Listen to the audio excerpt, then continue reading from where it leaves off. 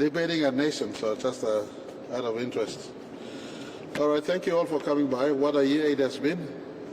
2025, a monumental year that has rolled by, and we're now facing our Christmas 2025, the 50th Christmas since we became an independent independent nation at 1975. And I want to firstly say thank you to the country for the country's tolerance, understanding, work together amidst our downsides and stresses, tribal conflicts, and other lawlessnesses that rake us from place to place.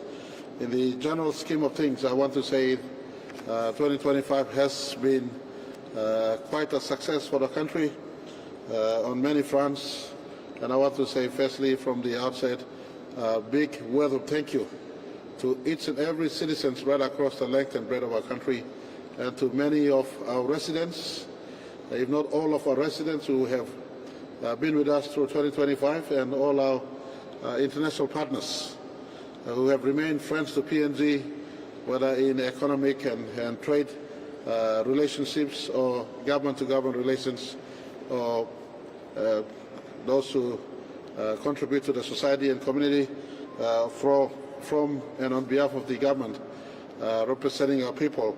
I just want to offer a big thank you for each and every one of us, our contribution to Papua New Guinea in year 2025.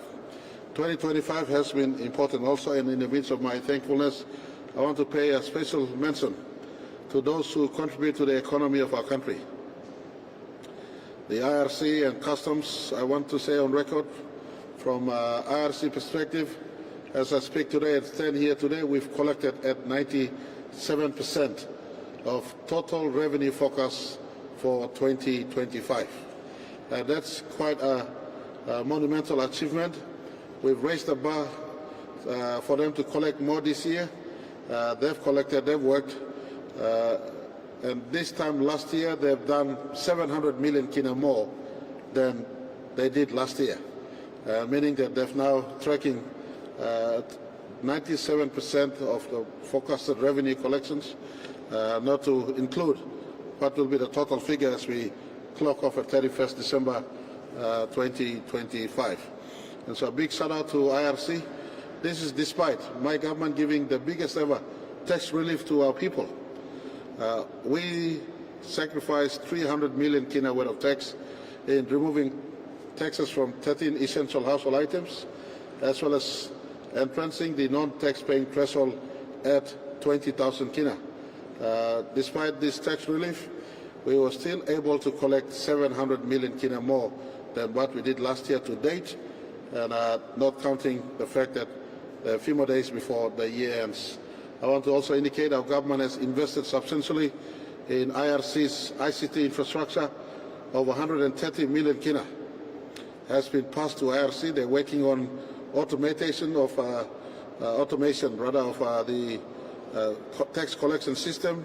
It will be computerized, the latest system on the market. We're deploying in IRC right now, so there will leave no room for human error. And I want to commend the good work made by the IRC under the leadership of Sam Koim, who has resigned to contest the elections. I want to also indicate the Cabinet has appointed Mr. Sam Loy, one of the commissioners, as acting Commissioner General. Sam Loy has been with IRC for the last 30 years. He is the recent Saving Commissioner of Operations, and we've now, Cabinet has appointed him as the Commissioner, acting Commissioner General, to carry on the good work he brings to the table, institutional memory, continuity, especially, and I've tasked him to, at the very earliest, to deliver the ICT system strengthening we want to make happen at IRC. Never forget, IRC had a system attack, I think a year or so earlier. So from that system attack, for them to be collecting at 97% this year, a big shout out to IRC. They've done well. Another thank you to Customs, Commissioner David Toa, Commissioner of Customs David Toa and his team.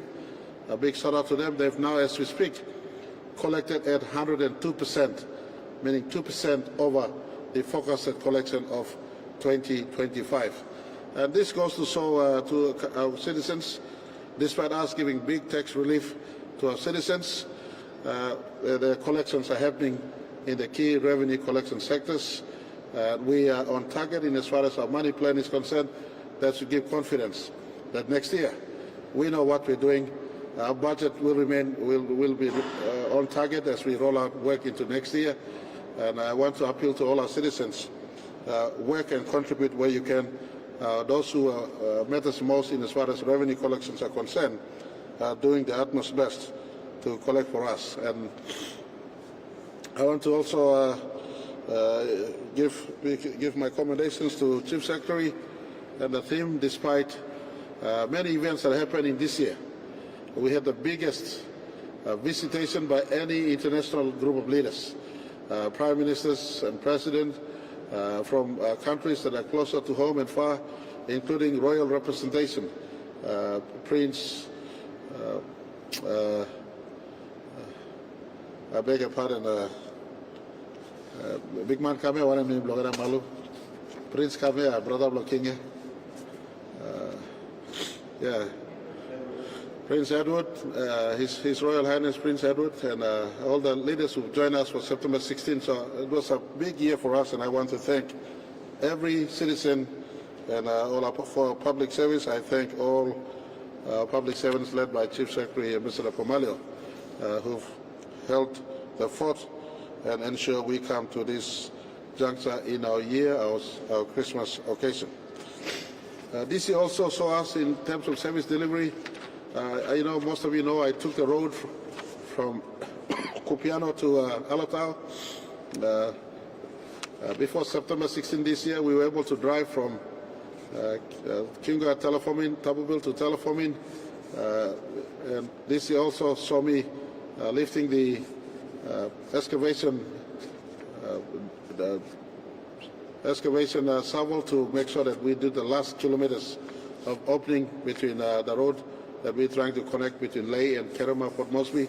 So many works happening in terms of close to over 16,000 kilometers of road right throughout the country have been visited by excavation, grader, rollers, work happening all over our country, employing over 30,000 Papua New Guineans throughout the length and breadth of our country. Key enabling works are going on as we speak. And that's just not in the road infrastructure. If you go to Alatau today, the Alatau Airport work is happening as we speak. Yesterday, for instance, NAC signed and started the work for Hagen Airport reconstruction, as well as Wewak Airport reconstruction. We've landed the bigger Air Niugini plane in Tokyo for the first time in as many years. So you see in the airport sector work also happening. We've got intervention in airport as well as airstrips across our country within the limitations of what we budgeted for and the plans we have for the country as far as MTDB 4 is concerned. In the ports and jetty sectors, there's also work happening right across as I speak. This year also, I want to pick again in the health sector.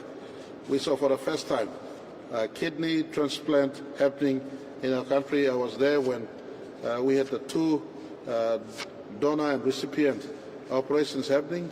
As I speak today, a few months on, from what I was advised, the recipients doing very well, the donors doing very well, an indication of progress in our health sector, especially in the specialist health sector of our country. This year again, for the first time, we had a successful heart bypass surgery done in our country, in a milestone.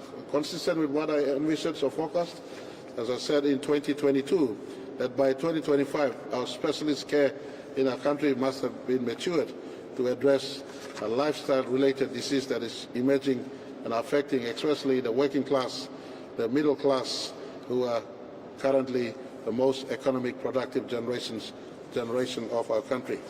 Of course, problems remain abound where the Department of Health and PHAs are not working together, but that doesn't mean the national government has not rolled out fundings that we've marked for all our health sector.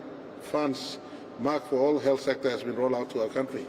And the education sector this year again marked the biggest ever investment in education. And you would see next year's budget, education receives 16% of the total budget for next year. So investment in education growing more bigger than ever before. More students in schools right across our country. I want to say this indicates to us the work we're doing in our investment for the future of our country. And with education, something that is close to me is bringing back those who dropped out of school to second chance education. We have over 100,000 students right across our country through forward and matriculation, re-educating themselves. And of course, you know, something that we've initiated is the export of top performing maths and science students to schools overseas. We now have the third cohort of students now studying in USA, China, and elsewhere as we speak in this year. I want to say that, you know, whilst it has been success on some front, much work still remains for our country. My commitment to the country for a merit-based society remains. I want to point to 2026. As we come to 2026, it is the last round in this term of parliament, last year rather, this term of parliament before we go to 27. I want to give assurance to the country we will be stepping up on meritocracy. We are mobilizing youth, mobilizing ICT and AI to be adopted and entrance in the public service to settle or to assist in a couple of key areas. One of them is the use of ICT for public service selection. Many of you complain, Prime Minister, why appoint this secretary, that secretary? I tell you today, the system is not controlled by Prime Minister. I sit at the chair of the NEC. I'm fed the three names that Public Service Commission and Department of Personnel Management funnel through. Department of Personnel Management shortlist 5. They sent through PSC. Public Service Commission shortlist 3, and the 3 are sent to Cabinet, and Cabinet look through them, go through them, and make a decision. Some of these processes take over 1 year, some takes 2 years, and I am not happy with this process. I announce, in case you have missed, in my September 16th address to the country, as part of our reset going forward, I picked and used a line saying that by next year, the first task going forward would be adaptation of artificial intelligence and ICT to assist increased efficiency in our country to arrive at a merit-based society or meritocracy. Well, I want to indicate to our country in my last press for 2025 that next year, at the very earliest, we'll be mobilizing artificial intelligence and install in our government systems for public service selections and national contract procurements. So we eliminate human hands in the entire chain of process. You want to apply for a job, you apply online. You want to apply to secure a state contract, you apply online, and the best, I don't care who gets it, the best must get the job, whether as a personal to be attached to a public service or as a company to do work for the state. So this is something we want to do as part of our 50th reset. Next year, 2026, the reset at 50 we did has a 2-year task and then the balance of the task for the next 20 years.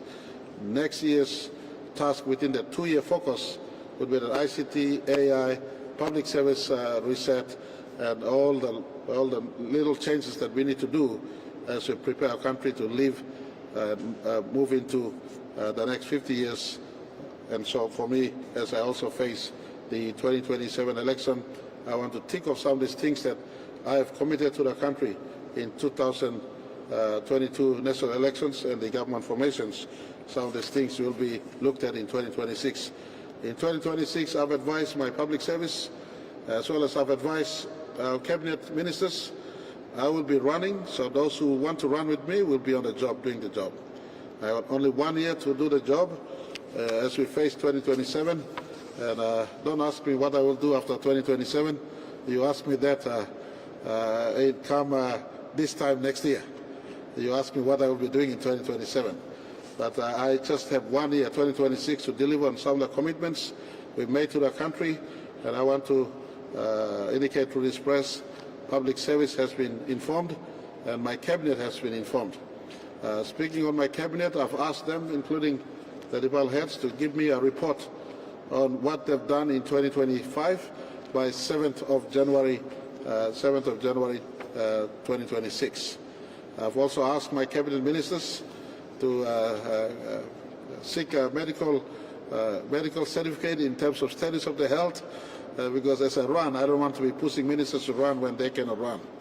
And so I've asked them to look into their own health so that when I run, they could run with me and not walk with me as we try to close in on some of our commitments to the country in as far as our 5-year mandate is concerned.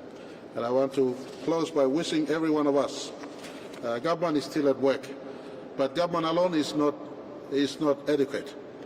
Government needs each and every one of us in our society to do your part, do your bit for your country. And I always say in most of my press occasions, to the society, your part is, and all of us, our part is respecting the rule of law, living within the prescription of law, and working within law, and respecting each other. And that, in my view, would be the biggest contribution we all can do for our country. To those who are in the rural outbacks, we're a government that is focused on it. That is why we paid for your school fees, your children's school fee. We try our best to assist to make sure medicines remain at the health clinic or health post or hospital that is nearest you. By the way, talking about hospital, one of the things we did this year was the opening of the 600 million Kina Enga Hospital, in case our Enga people forget this. And not to mention the courthouse standing next to us. But many work we've done across the country. But government, that's government's job to do. But what is your job that you must do for your country? And I'm pointing back to, if you do not know what is your job you must do for the flag that we all held on the 16th of September, then the number one task that you must do is live within the prescription of law. Bianim law taso. Stop wanting law. If heavy come up the place, no can tromahan. No can kiss him busnipe, no can pull him bunara spear, no can hold him gun, finding way of fix him through community mediations, through church counseling, through village court, through district courts, through national court, through the police who are stepping up to do their job this Christmas and for next year. So I want to close by appealing to our people. If you do not know what you will contribute to your country, please contribute in keeping the laws of our country, laws of God, and together we could make PNG a better place in 26 as we step into the first year after our 50th. As we step into the first year after our 50th celebration, but running through that year where we'll be doing the basic fundamental refocusing and resetting for our country as we start the next 50 years of our nationhood. So I'm I want to wish every one of you a Merry Christmas. To the media, thank you always for being on top of your job, asking these sometimes hard questions but necessary questions, keeping all of us in check. You're the fourth estate, you're doing your job, so I just want to also say thank you to the media, from all the news outlets we have in our country. Appreciate the work you do. I look forward to working with all of you again in 2026. I am homebound to Tari today. I've never missed a Christmas in Tari since 1994. Believe it or not. 1994, I've never missed a Christmas in Tari. Now, why do I say this? All of us come from a society in our country. To all educated sons of our country, take leadership in your community where you come from. This Christmas, don't waste time just in Port Moresby or lay elsewhere. Find a line back to where you are rooted, your culture, your people. Wish them well, speak to them. Those of us who have some employment, majority are not employed like us. Reach out back to your family, your community, talk to them. Maintain leadership lead over your own tribe, your own society, and then you step out to the rest. So I want all Papuans out there, link back to where you come from, relate to your tribe, relate to your family. This Christmas, say a mumu, say a meal, be with them, go to church. These are good things we must do instead of intoxication of alcohol and others that will erode the moral fabric of our society. I want to point our citizens, find time to relate back to your tribe, even if you physically cannot go back home. Pick a phone and call them. Pass a word to them. Tell them that you care for them as you stay in Port Moresby elsewhere at work. And together we all can, the glue that keeps us together, that the unity and diversity we have in a country called Papua New Guinea, our country, can be maintained by all of us who are educated to some sort, living outside of our tribal space. But I'm flying back to Tari today, and I just want to wish all of you a safe Christmas, blessed Christmas. My Christmas message has already gone out. It's an occasion of reflection.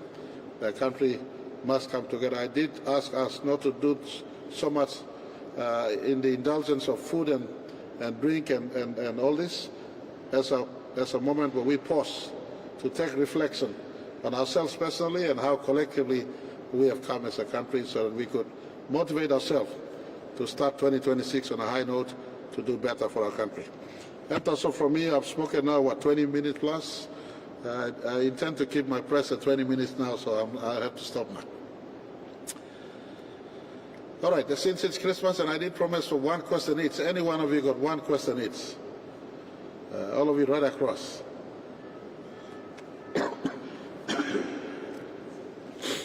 Any question each from anyone? One, please. You're looking sharp this morning, so I'm impressed. Huh?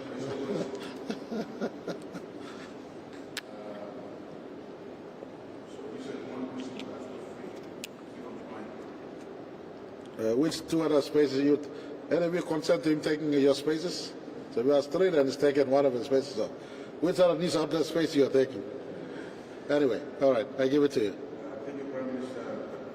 In Parliament, the late Minister for Works has announced that you and him would take a drive from Port Moresby all the way to Lae on the new road being built. Will you allow that? First question. The second question is, you said you will be running. Does that mean that you will do a ministerial reshuffle? Second question. And the third one is, the Trump administration has made a decision to recall some of its embassies around the world, and I understand Papua New Guinea is included. Any comments on that? Thank you. All right, thank you. I will still be honoring the commitment to drive from Port Moresby to Lae. The late minister was Honorable Solan Medicine. By the way, I thank those in the media who joined us for his burial location in Telefomin. I spent last weekend there, an electorate that I'm quite familiar with. For those who do not know, I did my grade 1 and 2, 1978 and 79 in Oxapmin Primary School.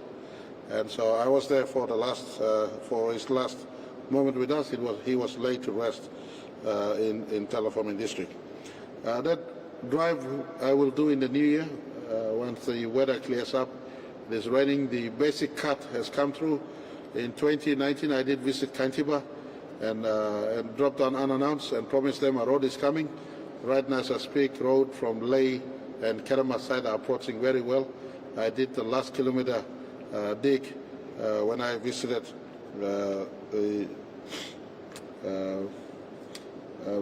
some months back, so I will still be doing that drive. On the ministerial reshuffle, we have a couple of vacancies. I want to, and I thank the question, I want to indicate the couple of vacancies I still hold them in the close of 2025 in the new year. I'm looking at a holistic in terms of performance. That's why I've asked ministers to report on what they're doing, the possibility of a ministerial reshuffle, and of course a few appointments. I got some ministers who are ill health at the moment. Visited some, I'm talking to some, making sure that they are fit for duty. And so those will be considered. We have first cabinet scheduled for 15th of January. So before 15th of January, we'll be working. I'm asking Public Service Minister and DPM Secretary to reopen public service work at the very earliest. The work for work resumption starts on 5th of January, but we will have a public service work resumption service very soon, right after this. So part of this, we will hit the ball running come 1st of January 2026. So certainly a ministerial reshuffle is being considered to see based on performance and alignment. Sometimes our country has been held back the last 50 years when prime ministers of past and prime minister today give consideration to politics ahead of merit or performance. So that has unfortunately been some of the reasons why sometimes reshuffles could be done but not done when you consider the need to balance politics.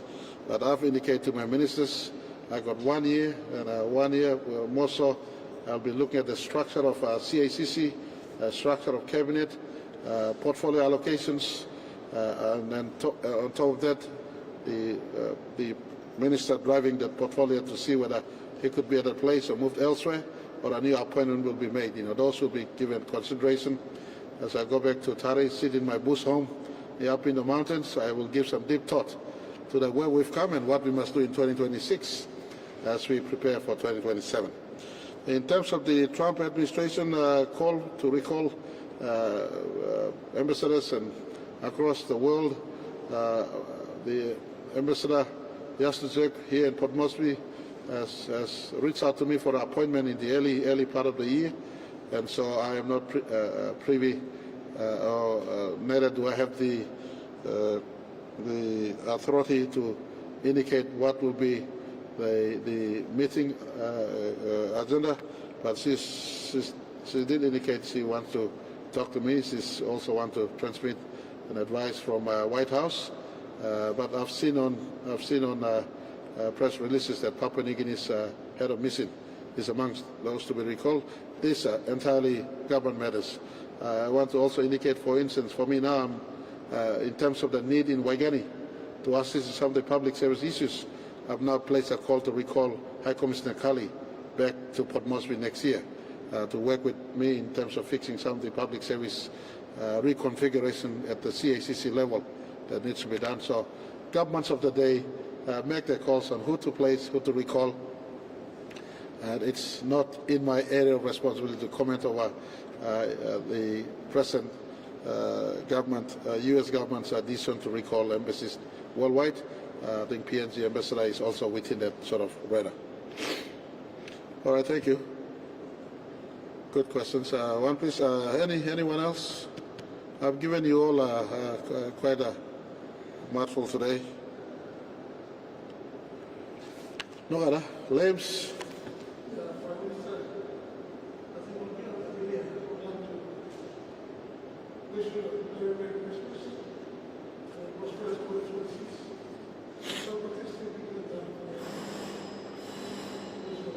Sorry? Yeah.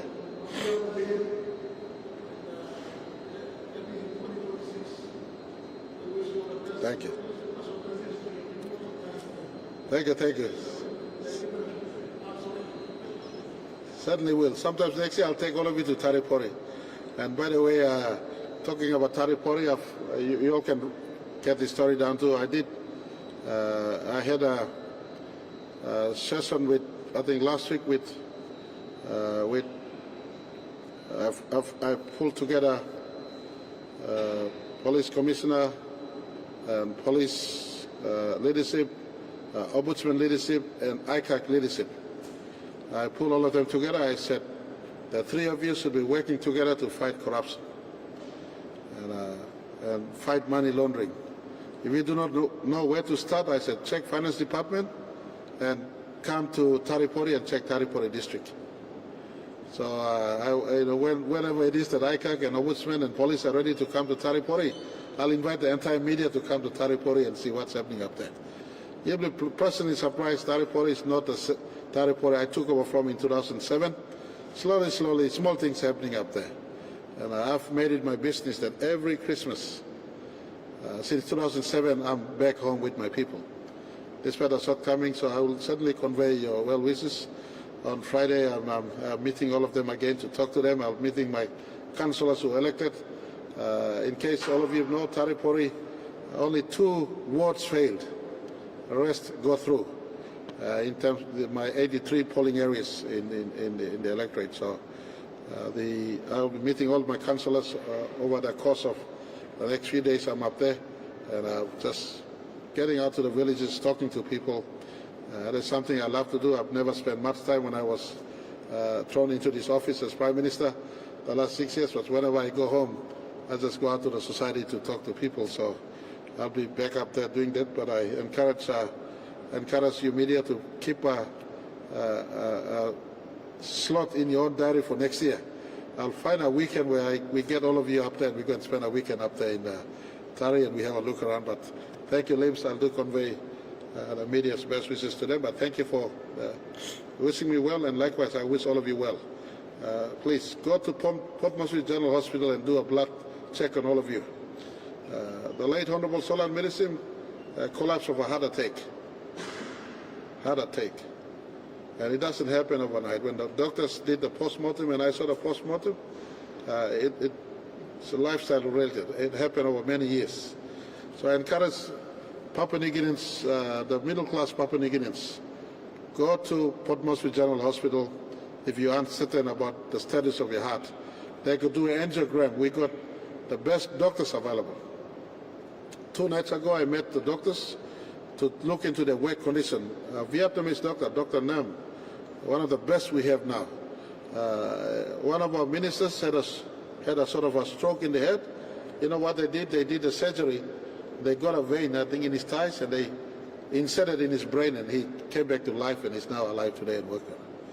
So our hospital is the doctors and capacities amongst the best. I'm working personally with them to make sure our cancer facility, our operation facilities, and our heart facilities amongst the best. So I encourage every one of you, media, you are them, so please, if you're going to check him blood pastor, no going to believe lo sanguma, no going to believe lo have man, no going to believe lo can't get something about. Go look him doctor now.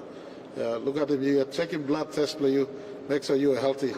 And I want to encourage all of you, as you wish me well, I wish all of you very well too. All right, Dr. Sola. Namo, thank you, Brother Heria. Good one. See all of you in 2026. All right, good luck. Sorry, I have nothing to give all of you, but